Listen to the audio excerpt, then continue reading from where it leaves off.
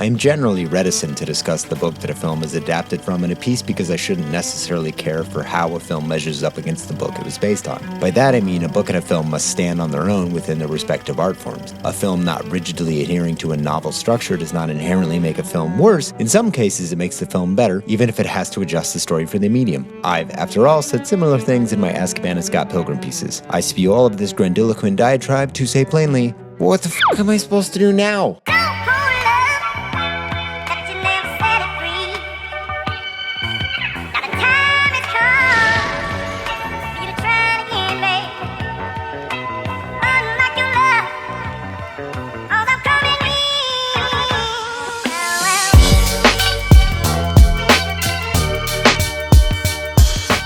Adaptation is a 2002 film directed by Spike Jonze with a screenplay by Charlie and Donald Kaufman, the latter of whom does not exist anywhere in our corporeal reality other than this film, and yet he was nominated for an Academy Award that year, though they lost to The Pianist, and that screenplay was adapted from the book The Orchid Thief by Susan Orlean.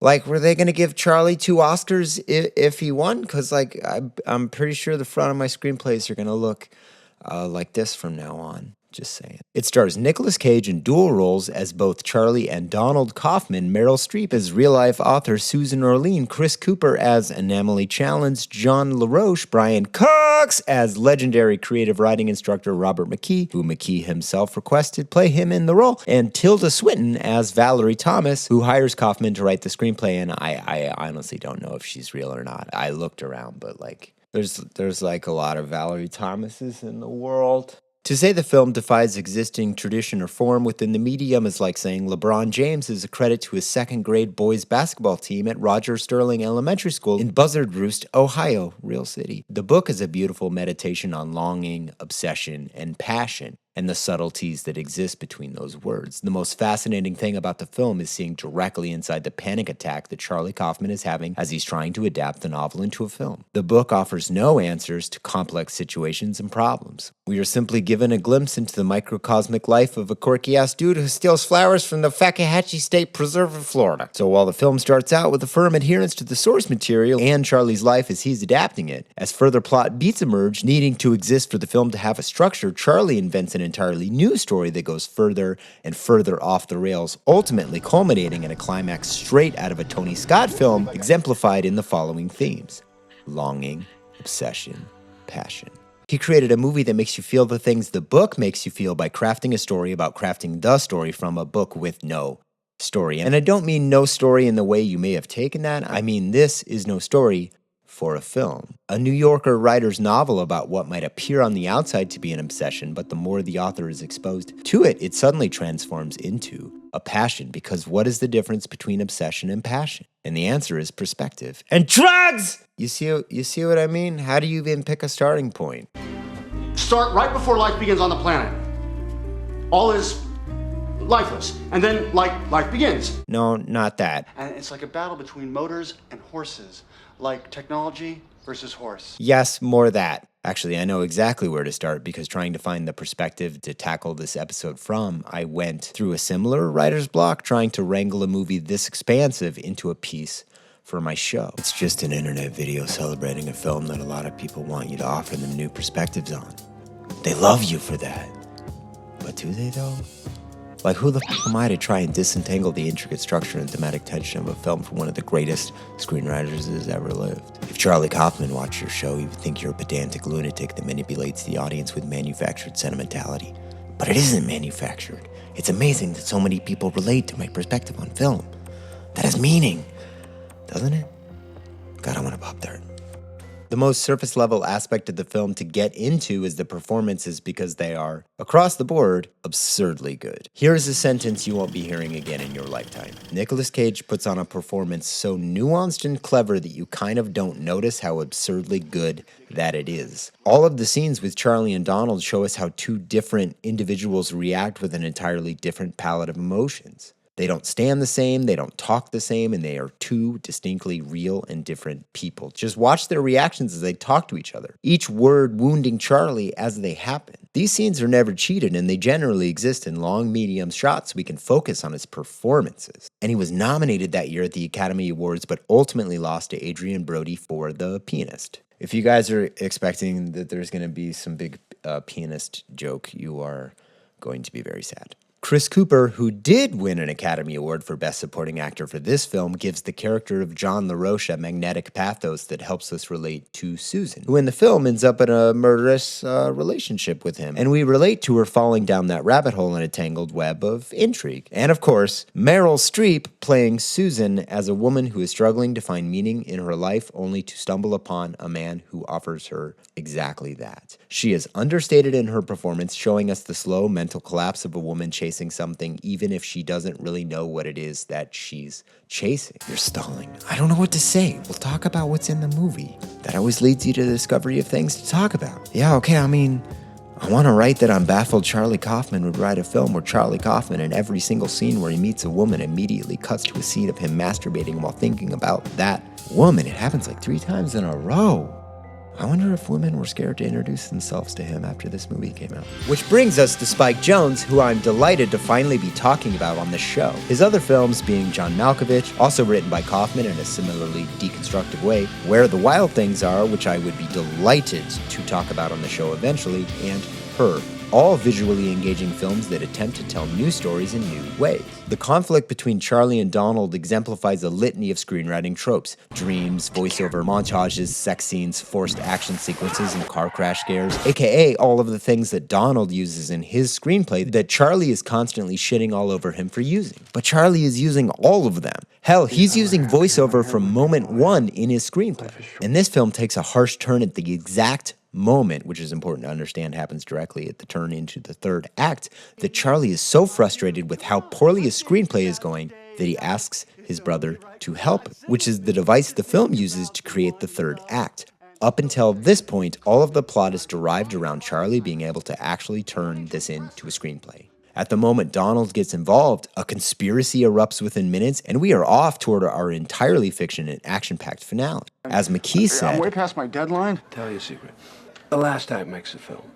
Wow them in the end, you got a hit. You can have flaws, problems, but wow them in the end, and you've got a hit. so Donald helps Charlie find the drama that needs to exist for his film to have an ending and satisfying conclusion for the characters. Have you even said anything meaningful about this movie yet? You only put Adaptation up for vote as revenge for the people not voting for Where the Wild Things Are, a film you actually had things to say about. You were so sure that they were going to pick the Hurt Locker on the Interstellar video you made. And now you have to deliver the impossible, idiot. Just delete everything you've written and start over. What's fascinating in the book is that Susan never sees the ghost orchid, as she did not have a clandestine romantic affair with LaRoche in real life, which ultimately leaves her unfulfilled by not ever seeing the flower for real in person. But in the film's resolution, she does finally get to see it, though she leaves that encounter unfulfilled as well because it cannot possibly live up to her monumental expectations of the event as laid out in the book. It's a flower. Just a flower. Which is interesting because Kaufman sticks to the character that the book put forth, the longing desire of Susan Orlean to find passion and meaning in her life. In the film version, she does find that passion in LaRoche and drugs, only for that passion and protection of this newfound purpose in her life to culminate in her attempting to murder Charlie Kaufman to preserve it. Longing, obsession, and passion. And I think Susan Orlean deserves an extra special high five because when she read this screenplay for the first time, she was understandably confused, saying, "They had to get my permission," and I just said, "No, are you kidding? This is going to ruin my career." Very wisely, they didn't really pressure me. They told me that everybody else had agreed, and I somehow got emboldened. It was certainly scary to see the movie for the first time. It took a while for me to get over the idea that I had been insane to agree to, but I love the movie now. God must have spent a little more time on you. If not for this brave woman, we never would have gotten this stunningly odd extrapolation of the process of writing a screenplay, because it's not about what the actual process is, but more the emotions of going through that process, which is Kaufman's gift to us, the viewer.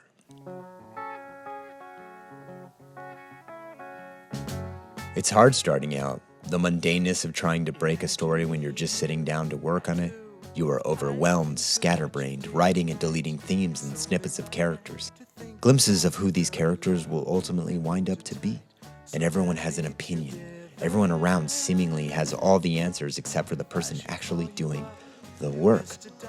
Your relationships might suffer, and ultimately you may lose them. You fall into a depression as you fail, time and time again, to find the story you've been searching for.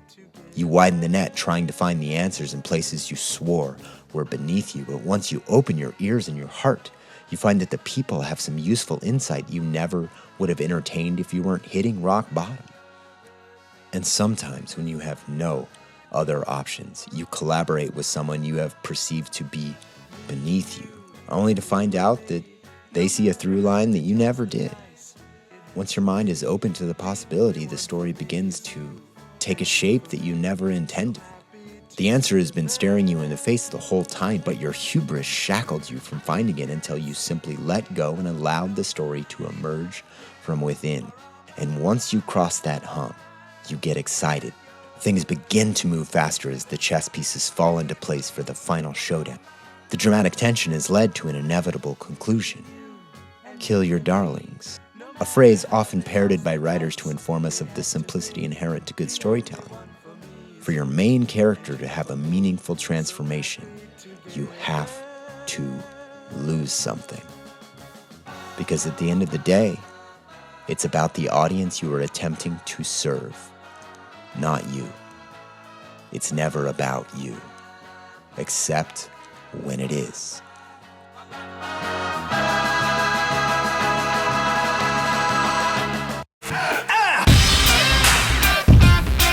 Oofa-doofa, that one took it out of me. I spent a good week just considering my options for an angle to tackle this from, and I ultimately decided that tearing down the wall between the creator and the audience, much like Charlie did in his screenplay, was the angle I wanted to approach from. Don't take those sequences with me deconstructing my thought process too seriously, or do. I ain't your mom, and if I am your mom, would it kill you to call once in a while? As always, follow me on Twitter for updates on the show or just to ask me questions about it. Like this video and subscribe to the channel because we have all kinds of goodies coming up, including a new episode of Hot Takes this week sometime. On to the voting. Let's get crazy! How about a Connor, a Malik, and a Stalski? Ooh. Stay civil in the comments, and I will see all of you next time.